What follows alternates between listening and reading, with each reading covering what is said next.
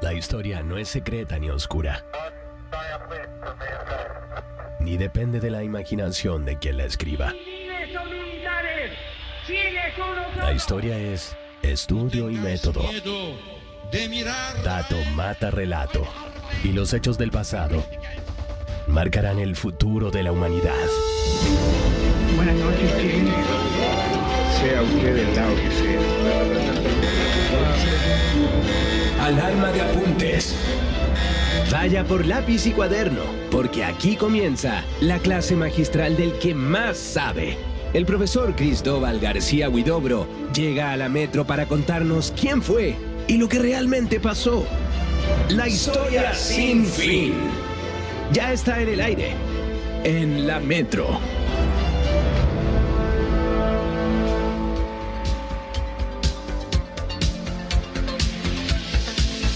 ¿Qué tal? ¿Cómo están? Bienvenidos a La Historia Sin Fin, su dosis diaria de historia de Chile y el mundo. Soy el profesor Cristóbal García Huidobro y estoy acá en los cuarteles generales de la Metro, la 95.9, y los saludo a todos y cada uno de ustedes. Espero que estén muy bien. Si me están escuchando, espero que sea ya en las tierras del sur, ahí en Villarrica, Pucón, Padre Las Casas, Angol, Temuco, disfrutando, ¿no?, de sus vacaciones. Y si me están escuchando en Santiago, probablemente no están de vacaciones, pero no importa. Arriba los corazones, arriba el ánimo, que ya vendrán momentos de descanso. O quizá ya los tuvieron y están echando de menos las vacaciones. Pero bueno, acá estamos al pie del cañón para traerles un poco de historia. Hoy día vamos a hablar, por si acaso, de historia de Chile. Yo sé que tengo dos tipos de fans en este programa. Los que les gusta la historia de Chile y lo único que quieren es que hable de historia de Chile y solo historia de Chile. Y hay otros que les gusta la historia universal o mundial y disfrutan con eso. Hoy día le vamos a dar el gusto a los que les gusta la historia de Chile y espero que les satisfaga, porque hoy día tenemos una efeméride poco conocida, interesante por lo demás, y que creo que a más de alguno le va a tocar, digámoslo, lo va a encontrar interesante, porque hoy día vamos a hablar de la conquista o toma de la ciudad de Valdivia, ocurrida precisamente un 3 de febrero, pero del año 1820. Esta fue una aventura militar de Lord Cochrane, Lord Thomas Alexander Cochrane, el almirante y comandante de la flota chilena durante la independencia, y que por lo demás resulta ser un momento notable en la historia, tanto de lo que llamaremos después la infantería de marina, porque algo tuvo eso que ver. Fue un combate, fue también un desembarco anfibio. Cochrane utilizó todas las artimañas habidas y por haber que tenían los británicos, y por lo demás después lo heredamos nosotros, para atacar a sus enemigos, ¿no?, a los monarquistas que defendían Valdivia, y que por lo demás de ahí en adelante los españoles y las fuerzas del rey, de los chilenos en el fondo que peleaban por la causa del rey, van a encontrarse en una situación bastante desmedrada, hasta que finalmente 6 años después, en 1826, ya toda la presencia española y monarquista en el territorio chileno haya desaparecido. Así que vamos, acompáñenme a escuchar un poco de lo que fue la toma de Valdivia, ocurrido un 3 de febrero de 1820, acá en La Historia Sin Fin. A ver, en primer lugar, déjenme contarles un poquito, hacer un poco de contexto. Probablemente ustedes lo saben, además estamos cerca de la fecha de nuestra independencia, un 12 de febrero de 1818. El periodo, cuando uno estudia esta cuestión, así como que uno estudia, el 12 de febrero, Chacabuco el año 17, luego la declaración de independencia el 12 de febrero del 18, y finalmente Maipú, ¿no?, el 5 de abril de 1818, y terminamos, somos independientes, ¡yupi! Y no es así. Porque la guerra de independencia se va a prolongar por lo menos durante otros 8 años o 7 años y fracción, hasta que finalmente el territorio de Chiloé se ha incorporado completamente a la República. Eso fue en enero de 1826, durante una expedición del capitán general, ¿no es cierto?, y director supremo de la época, Ramón Freire. Pero entre medio pasaron un montón de cosas, partiendo con que las fuerzas del rey estaban lejos de haber sido derrotadas. Luego de la batalla de Maipú, sí pasaron a la defensiva, eso es cierto, pero contaron con la ayuda, enorme ayuda, de la población indígena que vivía al sur del Biobío, ¿no? Y entre medio, porque no querían la república los indígenas, querían mantener el dominio del rey porque les convenía, porque eran sujetos políticos, ¿no? Bajo los preceptos de la monarquía española y su legislación. Tenían una serie de privilegios y prebendas, ¿no? Que no tendrían con la república, donde todos somos iguales ante la ley. Y por lo tanto, el ejército del rey se guareció, ¿no? De este chaparrón independentista precisamente en territorio indígena.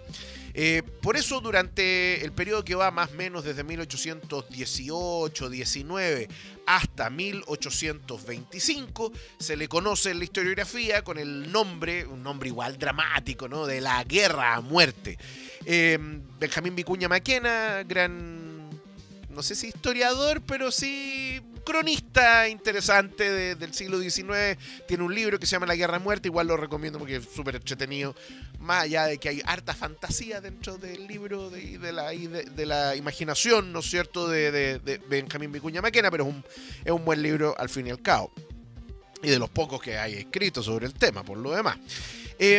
Así que la gran pregunta va a ser ¿cómo carajo nos sacamos a los españoles de encima que todavía están en territorio chileno? Piensen ustedes que recién en agosto de 1818 todavía la población de la provincia de Penco, ¿no? O sea, la provincia de Concepción está bajo el dominio español o de los monarquistas. Digo monarquistas porque son partidarios del rey, que son chilenos. De hecho, la mayor parte del ejército del rey estaba compuesto por chilenos, no por españoles, y que peleaban denodadamente y por la causa de la monarquía y eran fervientes defensores del rey. De ahí entonces la gran pregunta es, bueno, ¿cómo resistimos? Y durante 2 años después de la declaración de independencia en Chile, para 1820, quedaban 2 enclaves monarquistas en territorio continental chileno. Uno era Valdivia, que se le considera inexpugnable precisamente por los fuertes que custodiaban la entrada, ¿no? O mejor dicho, la entrada a la ciudad o la salida del río Valdivia al Pacífico. Y por otro lado estaba la ciudad de Osorno, que estaba en el interior, ¿no? Más pequeña que Valdivia, pero que también estaba protegida por las tropas del rey.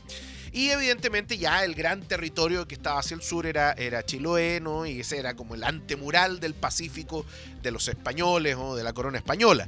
Entonces, ¿cómo diablos, no? Ir avanzando hacia el sur. Y ahí es cuando, después de la primera refriega, ¿no?, de la escuadra libertadora liderada por Lord Thomas Alexander Cochrane en el Perú, Cochrane decide viajar hacia el sur, siguiendo los dictámenes de O'Higgins, ¿no?, precisamente para intentar tomar Valdivia. El problema era, y esto va a ser lo que se va a cabecear Cochrane durante harto rato mientras viaja desde el Perú a Valdivia, ¿cómo diablos tomarnos los fuertes? ¿Cómo tomarse los fuertes? ¿Ya? ¿Por qué? Porque en el fondo la escuadra que tenía Chile no era muy grande, con la que va precisamente a tomar Valdivia. Más encima eran barcos bien conspicuos que por lo demás llevaban la bandera chilena. Entonces, ¿cómo hacer que las tropas del rey picaran, ¿no?, y cayeran en la trampa y que dejaran que los barcos se acercaran? Bueno, en primer lugar, Cochrane hizo algo que los británicos hacían siempre, también lo hacían los norteamericanos y por qué no los chilenos. Llegó con banderas falsas, haciéndose pasar por un barco de un país ajeno al conflicto, ¿no? Y por lo tanto, con eso le permitiría acercarse, ¿no?, a los fuertes, especialmente en lo que es la zona, ¿no es cierto?, de Corral, que era donde estaban los fuertes principales y que era lo que más temía Cochrane, que podían abrir fuego contra la pequeña escuadra que dirigía. En el fondo, la tropa de Cochrane también estaba dispuesta a hacer un desembarco, en el fondo un desembarco anfibio, no como nosotros entendemos los desembarcos por lo demás, así como con apoyo desde los barcos, en fin, sino de hecho aprovechando la oscuridad, aprovechando también el sigilo de la noche y con eso tomar los fuertes. De hecho, el almirante Cochrane decide, decide trasladarse, como les comentaba, hacia Valdivia, haciendo pensar a los españoles que la flotilla que venía no era de la República de Chile, sino de un país, digamos, neutral dentro de lo que es el conflicto entre Chile y España. Esto va a ocurrir en febrero, ¿no? De hecho, a las 6 de la tarde de ese 3 de febrero de 1820, Cochrane da la orden de que vaya el primer contingente a tratar de tomarse uno de los fuertes. De hecho, iban al mando de un mayor de origen británico que se llama William Miller, o Guillermo Miller, que por lo demás es súper famoso en Argentina porque va a ser parte de la lucha de la independencia al otro lado de la cordillera. Y de hecho, con solo 2 botes y 44 hombres, ¿no?, se van contra uno de los fuertes de los que estaban ahí en Corral. Ellos recibieron lo peor de lo peor, porque en el fondo los españoles los empiezan a disparar, el fuego era bien nutrido, pero a pesar de eso, los chilenos lograron remontar en la pared del fuerte y tomarlo. El tema es que se arma una refriega bien grande al interior del fuerte, y Cochrane manda a la segunda oleada, ¿no?, a entrar al interior de uno de los fuertes. De hecho, venían desde uno de los barcos, que era el Intrépido, ¿no?, y de ahí ya salen 300 hombres, ¿no es cierto?, 300 infantes de marina, donde estaba lo que se llamaba el fuerte del Inglés, que era el más difícil de acceder, y logran tomar el fuerte también.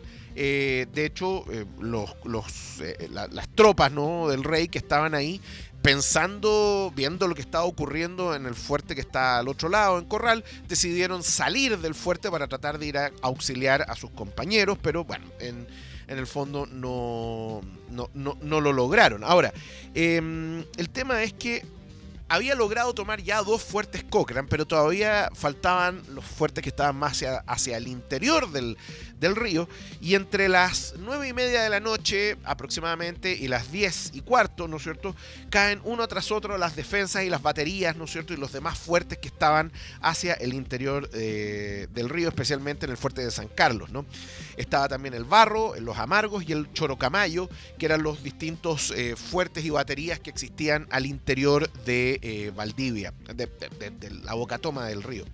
A la 1 de la mañana, de hecho, faltaba, ¿no es cierto?, tomar el castillo de Corral. Y ocurre que a la 1 de la mañana el general, capitán, mayor era en esta época, todavía le falta para llegar a ser coronel, Jorge Beauchef, ordena a su tropa tratar de tomar el fuerte de Corral, que era el más imponente y el más grande de todos, ¿no es cierto? Ahí estaba por lo demás la comandancia de los fuertes de Valdivia, y de hecho estaba el comandante de la fuerte, que tenía un nombre muy chistoso, se llama Fausto del Hoyo. Se ríe la Marcela y Rodrigo porque en el fondo estamos en el 5º básico C de la metro. Ahora, las tropas de Beauchef abren fuego contra los soldados que estaban en el fuerte de Corral. Fue un combate violentísimo, pero de hecho Beauchef salió victorioso. Pero efectivamente los españoles, bueno, las fuerzas del rey, perdieron cerca de la mitad de sus hombres, pero lograron capturar al comandante del Hoyo y con ello tomar en el fondo los fuertes. Para el 4 de febrero, temprano en la mañana, las tropas del rey intimaron rendición a las tropas de Lord Cochrane, y de hecho los barcos de la flotilla, específicamente el Intrépido y el Moctezuma, entran en la bahía de Corral, recibiendo fuego desde el fuerte Niebla, pero luego entra la O'Higgins, y ya después de eso el fuerte de Niebla va a tener que simplemente rendirse. Les puedo contar un poco más, pero el problema es que me voy a meter en otro programa que tengo planificado, porque la toma de Valdivia viene después con la toma de Osorno, ¿no?, en la batalla del Toro, que se lo tengo preparado para más adelante. Pero sepan ustedes que la toma de Valdivia, que no fue algo fácil en el fondo, porque tanto las tropas del rey como las tropas chilenas tuvieron bajas importantes, va a significar de todas maneras el dominio de Chile en su territorio continental, a pesar de que estos eran enclaves, ¿no?, que no estaban conectados directamente con el resto del país. Va a pasar más o menos un mes aproximadamente desde la rendición de Valdivia para que finalmente Osorno termine cayendo en manos de Cochrane. Pero antes de eso, Lord Cochrane va a intentar una pequeña aventura contraviniendo las órdenes expresas que tenía y va a intentar atacar Chiloé, específicamente el fuerte de Agüi, que queda al norte de Chiloé, pensando en que las tropas españolas o del rey eventualmente se iban a rendir frente a la magnificencia y poder de la flota chilena. Déjenme explicarles cómo los chilotes lo mandaron con la cola entre las piernas a Cochrane de vuelta, y cuenta la leyenda, que yo creo que no es cierta, pero igual está bien contada, que el comandante de las fuerzas del rey en Chiloé, el general Quintanilla, Antonio de Quintanilla, con una bocina, ¿no?, le grita a Cochrane: "Estas islas son del rey, mi lord". Así es que, y eventualmente Cochrane habría tenido que volver a Valdivia, y de ahí inicia la campaña hacia Osorno. Pero bueno, estamos en la hora, tenemos que despedirnos, ya ha sido otro capítulo más seguido de la historia sin fin, pero ¿nos vamos? ¿No nos vamos? ¿Cuánto falta? Ah, pero no es nada. Ah, bueno, ya, me dicen que alargue. Bueno, alargamos pues. Y yo, lo que pasa es que me falta el cronómetro, pero bueno, piensen ustedes que cuál va a ser en el fondo la conclusión de todo esto. Como les decía antes, logramos conquistar estos dos enclaves monarquistas. Los chilotes van a quedar solos, y de hecho es una historia bien triste porque los chilotes van a pelear como leones, ¿no? Primero por la causa del rey y luego para evitar convertirse en chilenos. Eso, hay documentación que después publicaron los británicos, ¿no?, que es bien notable, donde los chilotes le piden, de hecho, incluso a los británicos que se los anexen. Se lo piden a los franceses, incluso se lo piden a Bolívar, todo con tal de no ser chilenos. Incluso piensan en declarar la independencia, convertirse en un país independiente. Pero bueno, el rey Fernando VII dejó a los pobres chilotes al garete ahí, a su suerte, y la conquista de Valdivia va a ser el primer capítulo dentro de esta historia trágica para Chiloé, en el cual van a terminar convirtiéndose en todo lo que no querían. Yo sé que quizás suena un poco raro y me van a decir: pero profe, si los chilotes son buenos chilenos. Sí, y nadie lo niega, pero los chilotes son orgullosos defensores de su archipiélago, y tienen una cultura y una identidad propia que no es esencialmente lo que somos nosotros los chilenos en el Chile continental. Más encima, acuérdense ustedes que cada vez que pasan algo malo en Chiloé, los chilotes salen a protestar con su bandera, que es una bandera no oficial del archipiélago, y además con la bandera de España. Así que ahí corre profunda todavía la herencia hispana en el archipiélago de Chiloé. Ahora, como les decía, la toma de Valdivia y eventualmente Osorno es el primer capítulo, ¿no? Y de ahí los chilotes van a pasar más o menos 5 años y fracción tratando de evitar que Chile se los anexe. Lo va a intentar Freire en 1823, donde va a ser humillado por las tropas chilotas de Quintanilla. De hecho, el famoso, ¿cómo se llama?, el combate de Mocopulli, que queda cerca de donde está hoy día el aeropuerto, ¿no?, de Chiloé. El aeropuerto de Castro es un claro ejemplo de cómo en el fondo el poderío chileno encontró eventualmente su horma, ¿no?, ese zapato. ¿Ha llegado Max? ¿Ha llegado de sus vacaciones Max Love? ¿Marcela? ¿O Rodrigo? ¿Ha llegado de sus vacaciones, don Max? Qué bueno, miren, felicitaciones, Max. ¿Cómo le va, jefe? Bueno, y para ir cerrando, ¿no?, y unas palabras finales, ¿no es cierto?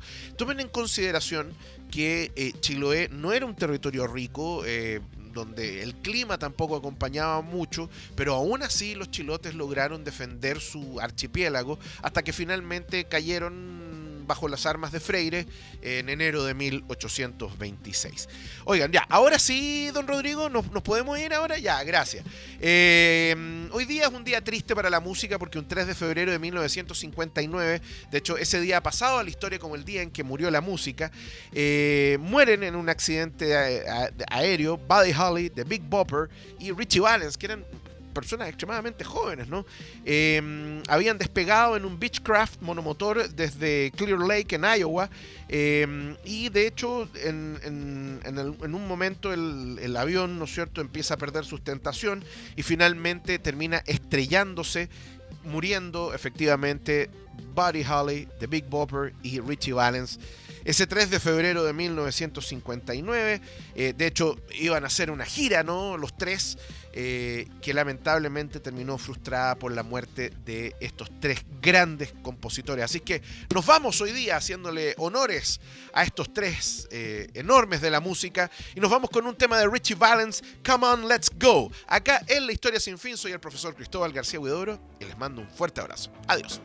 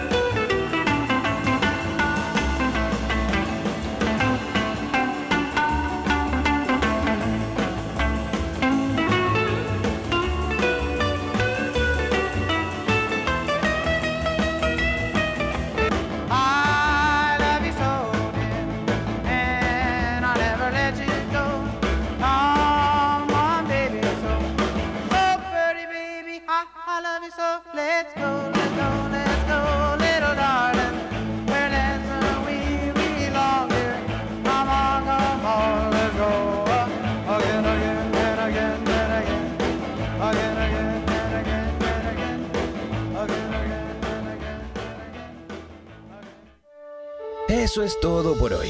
Este capítulo de La Historia Sin Fin ya es historia. Pero no faltes a la próxima clase, porque habrán sabrosos datitos históricos que no te quieres perder. Sintoniza al profesor Cristóbal García Huidobro en La Historia Sin Fin, la cátedra de las cátedras. Acá, en la Metro.